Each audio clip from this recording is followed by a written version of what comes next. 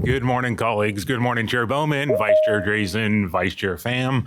What a wonderful day to start Daylight Savings Time. Where's the standard time? I forget.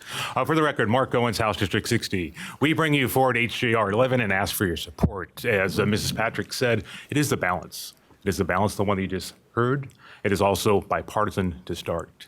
You've heard a lot about the initiative petition process, but I'm just going to tell you why I and my communities feel this is important.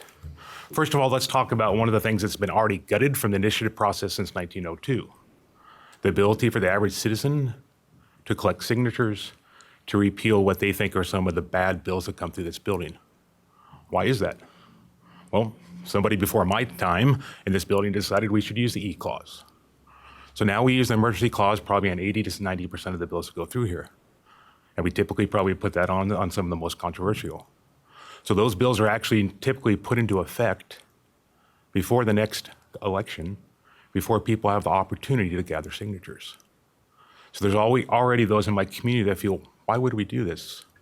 One of the most important aspects of this petition process is no longer available to me. And that goes into the urban-rural divide. I typically don't talk about that in the building because I do believe that the majority of us here are trying to make the best policy for the state of Oregon. But if you talk to my communities, you come out to my town halls, it's still a very prevalent question that comes up. In fact, look at the move to Idaho conversation.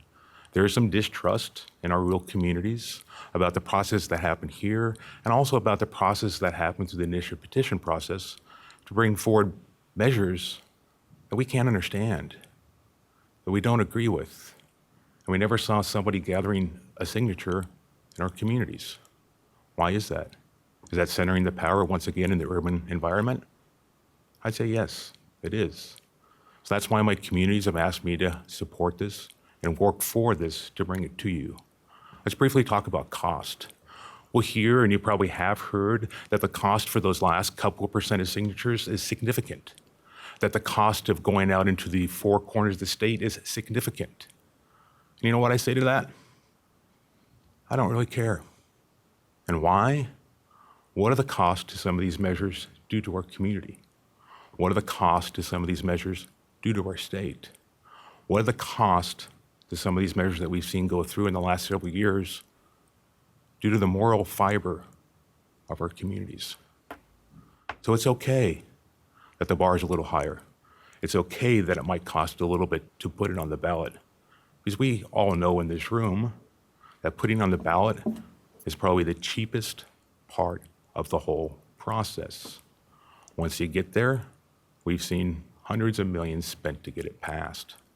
So increasing the bar to make sure all of our communities feel they have a voice, increasing the bar to where signature gatherers hopefully go to every congressional district is a small thing, but an important thing to rural communities. Thank you for your support.